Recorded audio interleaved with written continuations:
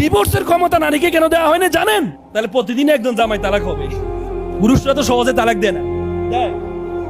কিন্তু নারীকে যদি ক্ষমতা দেওয়া হতো প্রতিদিন একজন তালাক হইতো।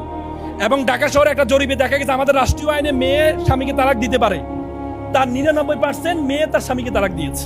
মিনিটে 2টা তালাক হয় ঢাকা শহরে, এবং তার 99% হচ্ছে নারী কর্তৃক স্বামী ডিভোর্স দিয়ে। ওই দিন আমার কাছে একজন আপা আসছিলেন, এসে আমাকে বলে আমি স্বামীকে ডিভোর্স দিতে চাই। দিতে চান? এই কারণ স্বামীর এই সমস্যা আমি তো আর জানি। আমি বললাম, আপা আমি আপনাকে আপনার ডিভোর্সটা আমি করাবো, কিন্তু 1 সপ্তাহ পরে করাবো। আমি আপনাকে একজনের নাম্বার দিব, আমার ক্লায়েন্ট ছিলেন, উনিও ডিভোর্স দিয়েছিলেন স্বামীকে। ওনার সাথে আপনি 5টা মিনিট বা আধা ঘন্টা পারলে দেখা করে ওনার সাথে একটু কথা বলবেন। পরে আমি নাম্বার দিয়ে তো শেষ, আমি আর খোঁজ দিই নাই। 1 সপ্তাহ পরে উনি আসছেন, এসে বলতে ভাই আমি ডিভোর্স দিব না। কেন রে ভাই?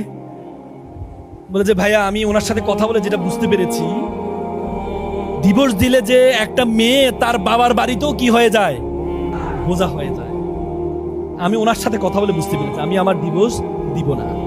নারীরা একটা কথা বলেন, আমাদের এলাকায় একটা কথা বলে, আমার জামাই ভালো তার মেয়ের কথা শুনে, আর আমার ছেলে খারাপ তার বউয়ের কথা শুনে। নিজের সাথে আসলে বুঝেন নাই? হ্যাঁ, তার মানে ইসলামের যতগুলো বিধান আল্লাহ তাআলা তো সৃষ্টি করছেন আমাদের আপনাকে, নাকি করে নাই? করছে কিনা? তাহলে আল্লাহ যাকে সৃষ্টি করেছে তার মন মগজ চিন্তা ভাবনা কি আল্লাহ জানে না? জানে না? জানে কিনা? এই জন্য নারীকে ডিভোর্সের ক্ষমতা আল্লাহ তাআলা দেয় নাই। ডিভোর্সের ক্ষমতা আল্লাহ তাআলা দেয় নাই।